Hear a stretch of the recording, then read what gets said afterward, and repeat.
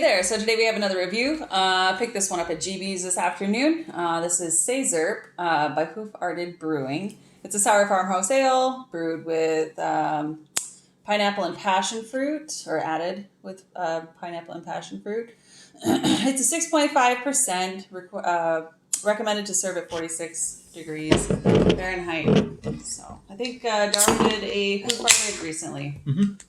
Sent to me, yeah. And which one was it? Oof. $40 nachos, right? $40 nachos.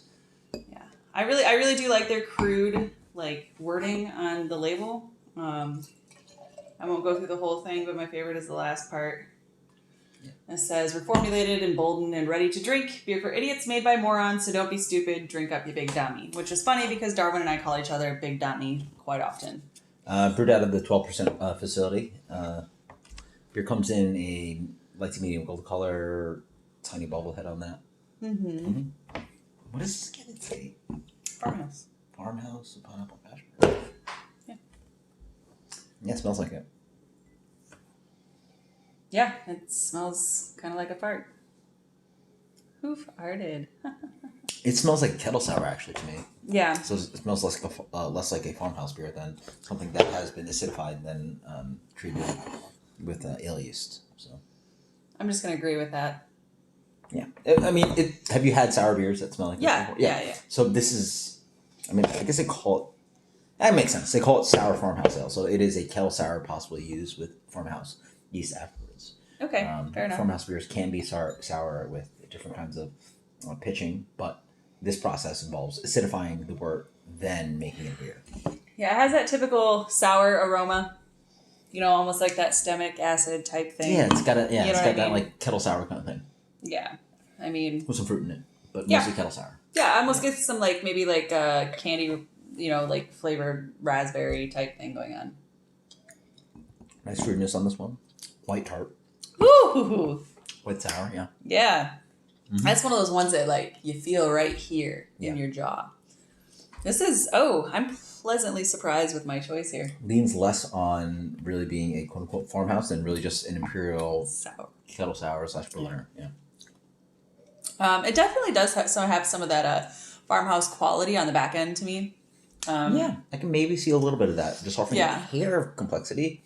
But really, honestly, we have a base imperial sour around this ABV at the brewery, and then we just do fun things to it. I wish I could describe. It's kind of gritty on the back end to me.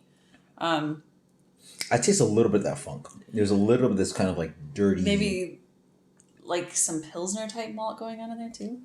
Yeah, I mean this is probably all Pilsner and wheat, and or tons of wheat in there, but I mean in the taste on the back end. But you get that kind of Brett funky, not Brett, but maybe farmhouse funkiness. There's a little bit of hair plastic and phenol and just a little bit of funkiness that's a little bit different than a pure. I guess that's a good way to describe it. Yeah, it's not just pure yogurt tart lactic acidity. There's a little bit of something in there. It's a little bit funky. Yeah, but yeah, as it fades out on the back end, definitely pick up the malts in there. They're very, very sweet malts, very light on the malt. Not as robust, I think, as some of the farmhouse ales that I've had. But again, as we stated, this is more like a sour. Yeah, for sure. Just almost 90%, 90 higher than that sour. And the fruits jump up front quite nicely. A little bit of fruit puree in there. Yeah. I mean, definitely not punching me in the mouth with as much pineapple and passion fruit as I would have assumed. Yeah, it's not that kind of puree. Right. I just mentioned puree, but honestly, I kind of get a little bit of flavor. Underripe pineapple, maybe underripe passion fruit as well, but it's mostly pineapple out of the two. Yeah, passion fruit's generally very robust, sweet, ripe. Not this getting that. The acidity's so tacky on this one. It tastes like a very young fruit. Mm-hmm. Regardless. Yeah, underripe. Yeah. 100% rating. Actually, really, really happy with this one. This was one that I picked out. Tasty. And I'm super happy with it. I enjoyed the other one that we had from Hoof. So yeah, man, go me. Shoot. As far as a rating, so I typically really enjoy sours over farmhouse. So this is kind of weird to me to rate a farmhouse this high. But I'm going to go ahead. I'm going to give this like a 93. Mm-hmm. I think this is really good. Yeah. I'm right somewhere in that range too. I didn't really lock a number in the top of my head, but it's generally just an Imperial Berliner, 6.5%. There's a like 5 to 10 to 15% kind of like funkiness. There's a little bit of phenol character. I can actually smell it now. It's a little bit plasticky. So I guess that Saison yeast that they're using. So again, this is Berliner. Yeah. So it's a sour. They acidify the wort and then they use the farmhouse yeast, like, bump up a little bit of phenol character, but it generally, ferments it to just be pretty tart sour. Possible additions of maybe some acids to adjust, but the fruit quality is actually good.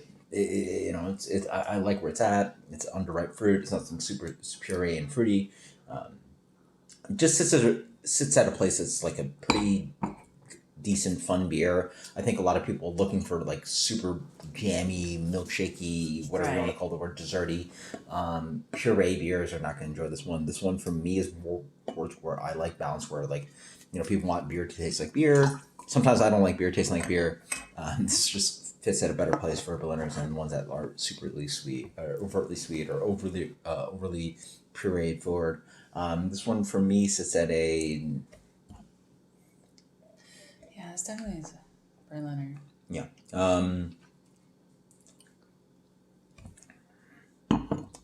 90.